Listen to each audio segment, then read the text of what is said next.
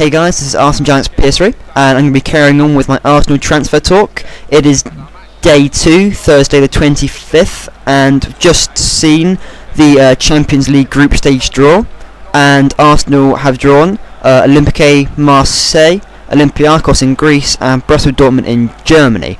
Marseille have a pretty strong team. They've got Loic Remy and Andre Pierre Gignac, so those are pretty good strikers.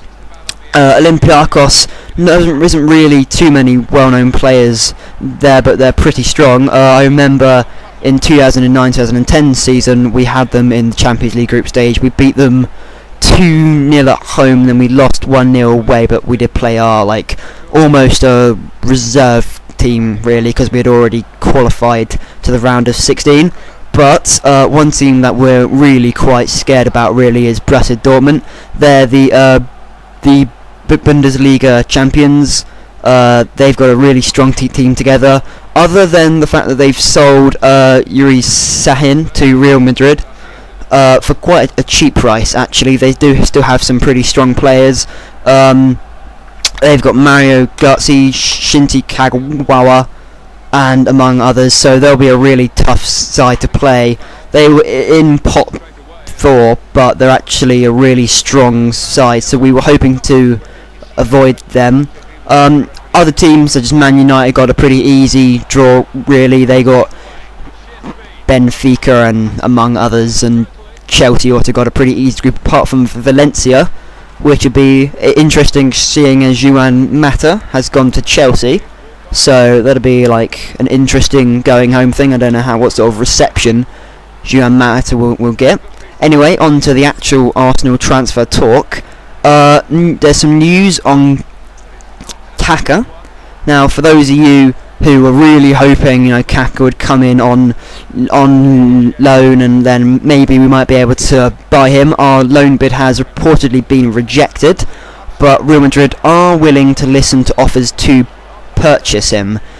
This could be in the range of 17.5 million and above, so not really around Wenger's price range, but for a experienced player who has won everything at AC Milan, it would be very tempting to purchase Kaka. The only stumbling block in the deal is that he might not see Arsenal as a potentially larger club, say as Chelsea or Man United, and we might not go as far as them in the Champions League, and also Kaka does have a rather large salary, reportedly around the range of 175,000, which Arsenal, the highest paid player was Fabregas at 120,000, and even that was going a bit over the top for our standards. So as a salary, it might be a bit of a stumbling block.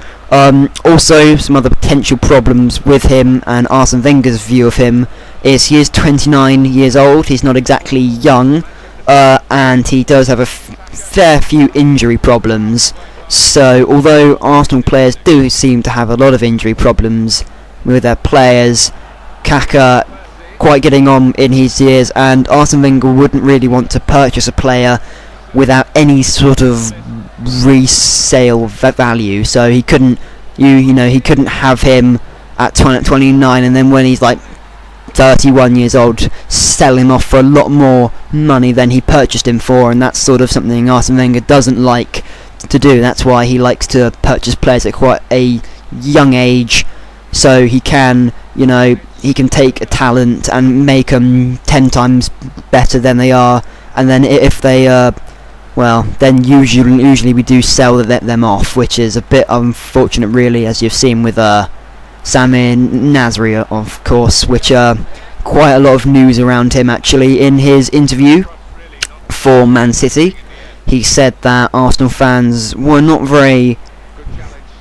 passionate, is what he said, not very passionate, and that when Man City did beat us 3-0 at home, and Samir Nasri did play the entire match, the Man City fans were singing the whole time, because obviously back then they weren't such a large club and they'd only just got a bit of cash, I think, or they had just got it but hadn't spent any of it, and So back then, obviously, Sami Nasri was intrigued by that, and apparently we're not a very passionate group of fans, which, to be fair, at the Emirates, sometimes it can be a tad quiet when we're not playing top-class clubs, but I think it's been... I think people are looking into it too much. You can't expect a crowd, say for example playing Swansea, no disrespect to Swansea, but you can't expect the same sort of volume of loudness from Swansea compared to say Barcelona or Chelsea or Man United. But in other news, Van Persie has been calling for signings, as we do need to replace some of the players who have left, for example Nasri and Fabregas.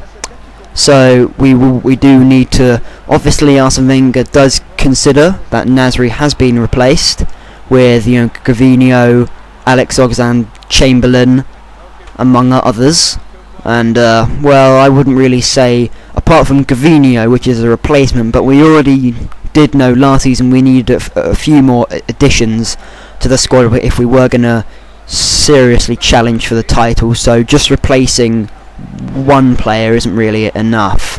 So we do need to go on top of what we need to replace. We need to replace Fabregas as a playmaker. We need someone.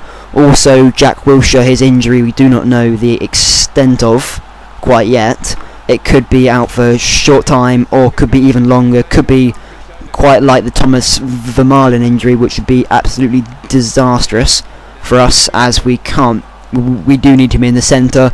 And Aaron Ramsey did play quite well against Udinese, I can't really pronounce it, but he did play alright, but again he was losing possession. He couldn't really hold on to the ball, which players like Fabregas and Nasri could do rather easily. So we do need to find a replacement for Fabregas. Gavinho did really well, so when Arsene Wenger says he is a replacement for Nasri, it's a good thing, really. In other transfer news, apparently Real Madrid are interested in selling off Raul Albiol, the centre-back. Valencia are reportedly interested in him to take him back to their club. It's at a very cheap price of around 7 million, reportedly. But a lot of people aren't really too impressed by Raul Albiol. He could sort out a few problems, but again, he's not that top-class centre-back signing which we're looking for. That doesn't really mean that Gary Cahill is a top-class signing, but there's not too many, top-class defenders who are available out there. Also, Mikel Arteta from Everton has been linked with Arsenal. I wouldn't say Mikel Arteta would be good enough for Arsenal. Maybe 2 years ago, yes, I would have definitely said, yeah, he'll be a great player. But now he is getting on a bit. He's in an Everton side playing without confidence, really. Every season they start off really badly, I don't know, and they don't have any money. I just would say that Mikel Arteta is playing without confidence, really, and we should only really go in for Mikel Arteta if we can't find anyone to replace Cesc Fabregas. He is Spanish, he plays in the same sort of position. He would be quite like Cesc Fabregas, but I would say if we really do want to be competing for the title, obviously not going to happen unless we actually sign a lot of players and spend all this cash that we reportedly have, then I don't think we'll be challenging for title. But just to make top 4, I don't think Mikel Arteta will be enough. Also, we have been linked with another young talented player, 16 years old, MBA Niang. I'm not really sure. He's 16 years old. He's 6 foot or something. He's apparently a French striker. Don't know really much about him, but that would be a typical Arsene Wenger signing, really. Also, for Mvia, the defensive midfielder from Rennes, apparently the agent has come out and said that Arsenal haven't been in contact. There hasn't been any 22 million thing made at all, so nothing on that front really happening, although possibly we could be in talks with them, but we are slightly running out of time now, and we do need to bring in someone, as we do play Man United on the weekend. I really doubt we'd bring in someone before that, but then that is cutting it close to the end of the transfer window. Anyway, I hope you guys enjoyed this Arsenal transfer talk. This is Thursday the 25th. Thank you for watching.